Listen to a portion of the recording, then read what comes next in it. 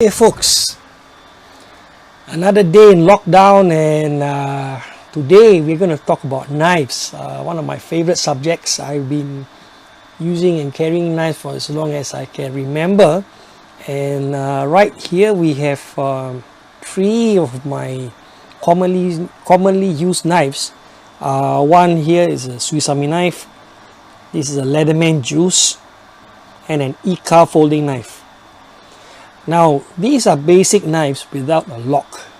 The term for it is slip joint. So, how it works? Now, very simple. It folds, and once you pop it out, there's a loud clicking noise. The knife is being held together by a spine here and a spring that actually keeps it from deploying back. So once it sits in place, you can use it. So this comes in very handy. You can fold it,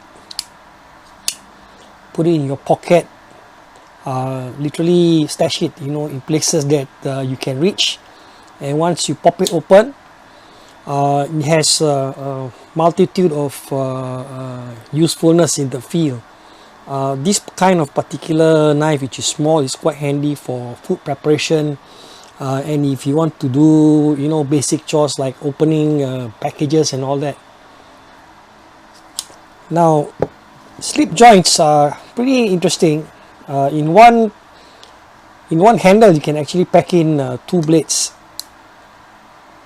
This one in particular has serration. I'm not a big fan. And you can see the scallop serration, but in actual fact, serration actually lasts longer than a plain edge. You don't need to spend too much time sharpening it. Serrations are perfect for fibrous objects. If you want to separate rope and all that, this is the perfect tool. The straight edge, on the other hand, is great for everyday chores. The most famous slip joint that I can think of is the Swiss Army knife. This is a Victorinox aluminum handled soldier model. It has 4 implements. We have the main blade here, cap lifter, a wire stripper, and a flat head screw. A small flathead screw and a can opener. This is very useful for your camping trips or just your routine chore, opening cans. And there's a piece here that you don't really see much. This is actually a reamer, and the way it's done, it's actually made to use as a scraper. So there's a lot of carbon on your gun barrel and all that. You can just use it to scrape it off. Now, slip joints are quite politically correct knives. They don't really shout knives and all that.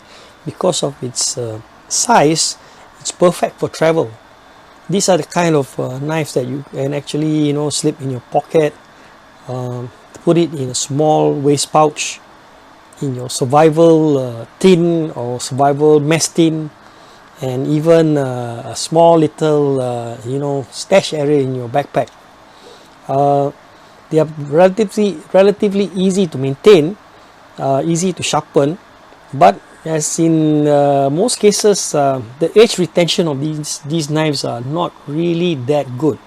Of course, of late there are people using better quality steel with good edge retention, so when you take it out of your pocket, you don't spend a lot of time, trying to sharpen it.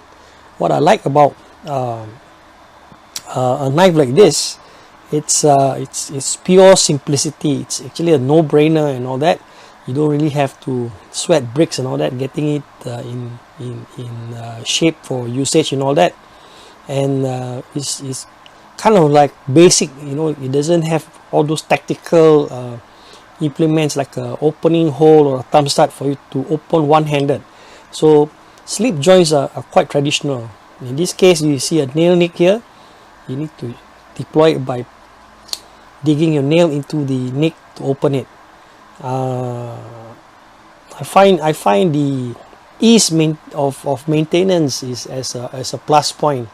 The only con I see in all these knife is the fact that you know, they have poor edge retention, and some of it, like this Ika knife, the quality, you know, especially the plastic, you can see that there's already, you know, cracks on the plastic, so it might not be as safe. And then of course, without the lock, the potential of having an accidental closure is pretty high. So the go-to knives, if you're serious, will be a locking folder. I'll get to that in the next video. So yeah, there you have it. In short, you know, my take on knives.